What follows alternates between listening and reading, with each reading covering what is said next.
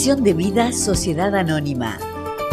Fabricante de alfajores Krelech Light presenta Consultorio Abierto, un espacio dedicado a la comunidad.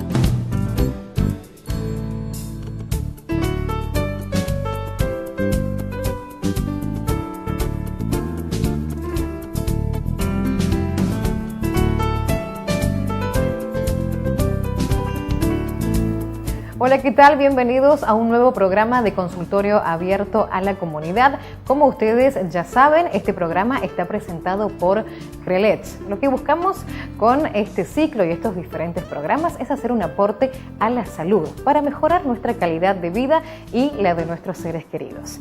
En el programa de hoy, viernes, vamos a dedicarnos a charlar acerca de las inquietudes o de las dudas que surgen de los temas de la semana para responder cada una de sus preguntas. Estos son los temas de hoy.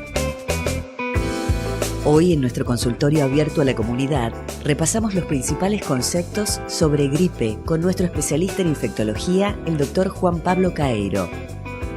La hipertensión arterial es el tema que aborda el doctor Hugo Luques, especialista en cardiología. Volvemos a hablar de tabaquismo con el especialista en cardiología, doctor Gabriel Vázquez. También recordamos la importancia de la educación en el tratamiento de las enfermedades con la doctora Cecilia Luques y la licenciada Daniela Martina.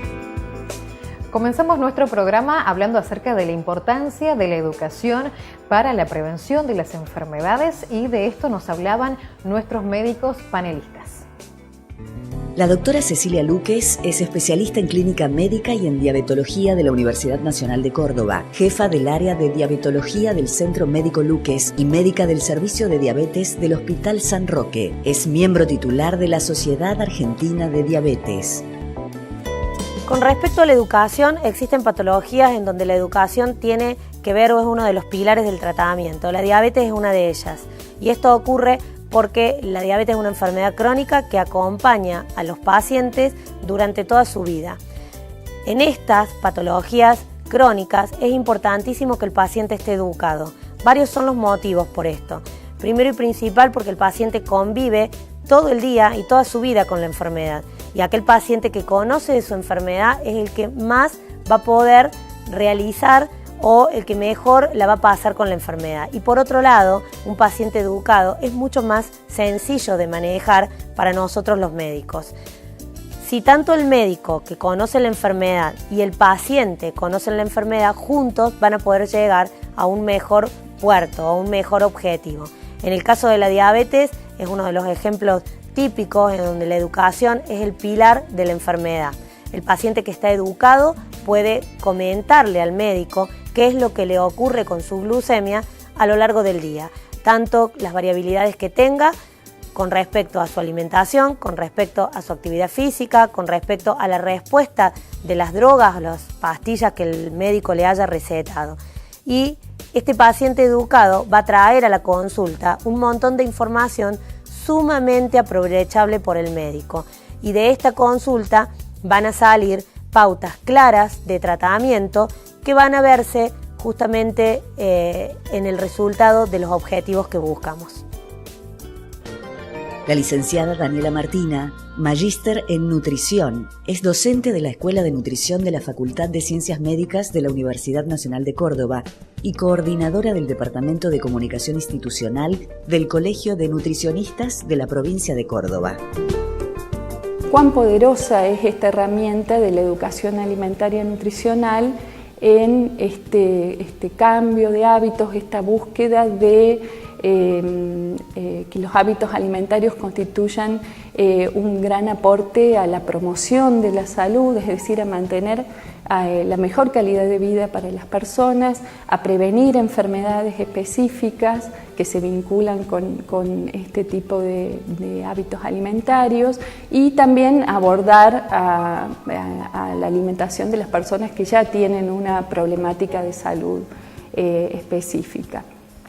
En esto me parece que es muy importante contextuar el hecho de que los conocimientos no son el único factor que los seres humanos consideramos a la hora de seleccionar la alimentación que vamos a llevar adelante. Entonces, aquí entran en juego una serie de factores que tienen que ver con la accesibilidad a los alimentos, vinculadas a los precios de estos, a los ingresos de la población, factores que tienen que ver con lo cultural, con lo afectivo.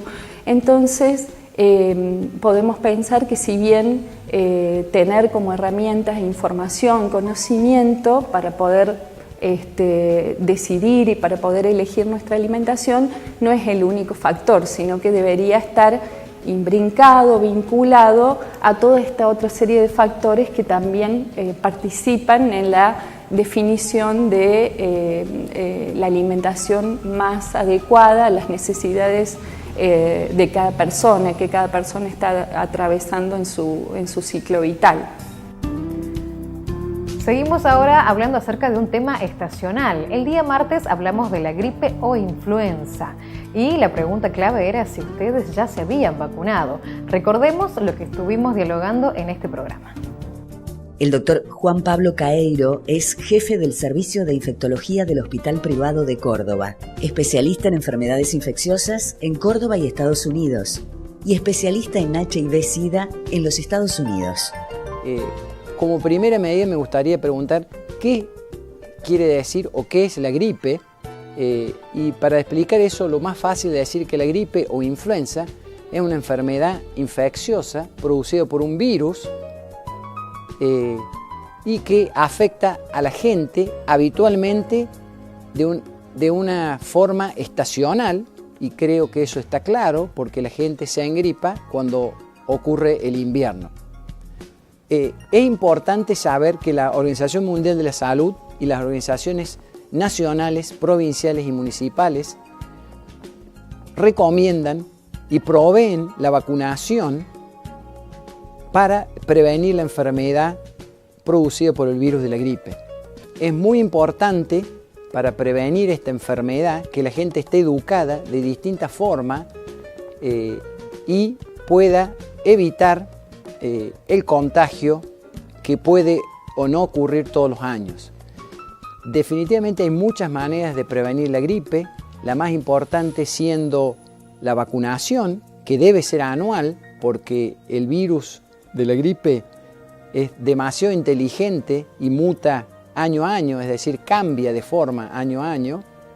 Otra medida muy importante para evitar la gripe es el lavado de manos, que debe ser hecho con agua o jabón o alcohol gel.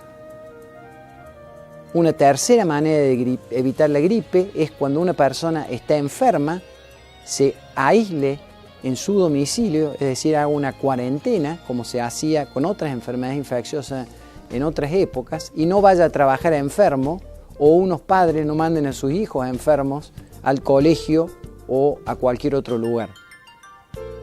Otra forma de preguntar o averiguar es quién se debe vacunar. Y hoy en día cada vez está más claro. La gente que se debe vacunar debe ser la gente que tenga más de 6 meses de edad hasta los últimos años de la vida. Habitualmente una persona sana y joven puede tolerar la infección de una manera benigna, pero en algunos grupos, ya sea vulnerables como son los muy chicos o los muy ancianos o algunas personas con ciertas enfermedades, la gripe puede ser una enfermedad muy seria. Esas enfermedades pueden ser de origen cardiovascular, de origen pulmonar, de origen hepático, del hígado y también de origen renal. Y son pacientes que sufren enfermedades crónicas. Por lo tanto, es muy importante vacunar a esta gente para prevenir la enfermedad. ¿Quién no se puede vacunar para la influenza o contra la influenza? En realidad es muy poca gente la que no se puede vacunar contra la influenza. La gente que tiene alergia al huevo, porque la vacuna se produce en gran masa con embriones de pollo y por lo tanto lleva partes de huevo, entonces la gente que es alérgica al huevo no se puede recibir la vacuna porque va a tener una reacción. La gente que haya tenido una reacción alérgica a una vacunación previa. Y por último, la gente que tiene una enfermedad muy rara, que se llama Guillain-Barré y que produce una parálisis corporal total, esa gente no debe recibir la vacuna. En general, todas las otras poblaciones no hay ningún problema en recibir la vacuna.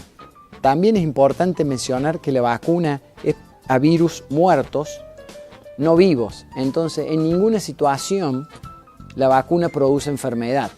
Lo que habitualmente sucede es que cuando yo me vacuno contra la vacuna antigripal, demoro entre 20 y 30 días en producir defensas, es decir, anticuerpos.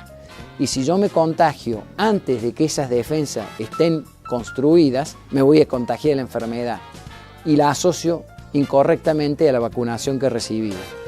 ¿Cuál es la pregunta más común de la gente en nuestro medio a un médico sobre la gripe o la influenza? Doctor, ¿estoy engripado porque tomé frío o no me protegí del frío? ¿Qué se sabe de eso o qué hay cierto en eso? En general, el virus de la influenza es un virus estacional que ocurre en invierno, pero no es debido la enfermedad o el contagio a tomar o estar expuesto al frío súbitamente. Es una asociación por la estacionalidad del virus y no porque el enfriamiento lleve a que yo me contagie la enfermedad. Es también muy importante y claro decir que en algunos países que hace mucho más frío, la gripe no es más común y si hay contagio en muchos países o entre países, se debe a la globalización de las comunicaciones por medio del avión u otros medios de transporte y no a la temperatura de cual o tal lugar. ¿Cuántos tipos de gripe conocemos? Médicamente hay 3 tipos de gripe: gripe A, gripe B y gripe C. La habitual, la ocasional o la estacional, que ocurre, como ya dije, en invierno, es la clásica gripe A. Dentro de la gripe A hay subtipos y que uno está familiarizado desde el 2009, cuando ocurrió la gripe H1N1, que en ese entonces era la gripe también A y que produjo una pandemia a nivel mundial. ¿Qué pasa si no me vacuno? En general, la vacuna para influenza tiene una eficacia alta, pero si yo soy una persona sana y decido no vacunarme, probablemente no haya ningún problema. El único problema que puede ocurrir es que si en algún momento yo estoy expuesto a la influenza y no estoy protegido con la vacuna, me puedo contagiar. Y vuelvo a decir lo mismo, si soy una persona sana, probablemente no me pase mucho más que tener un cuadro gripal con fiebre, decaimiento general y síntomas respiratorios altos, como chorreo nasal y tos. Pero a veces me puedo contagiar la enfermedad y ser una enfermedad grave en mí o en algún ser querido que vive conmigo y no tiene las defensas apropiadas. Por lo tanto, en general se recomienda la vacuna a la población general de forma de prevenir las enfermedades en el grupo vulnerable, que a veces está relacionado a uno mismo. Momento de hacer la primera pausa en Consultorio Abierto a la Comunidad. En el segundo bloque vamos a recordar acerca de la hipertensión arterial y también del tabaquismo, 2 de los factores de riesgo de la aterosclerosis, esta que es la principal causa de muerte por enfermedad en el mundo occidental. Una pausa, ya volvemos.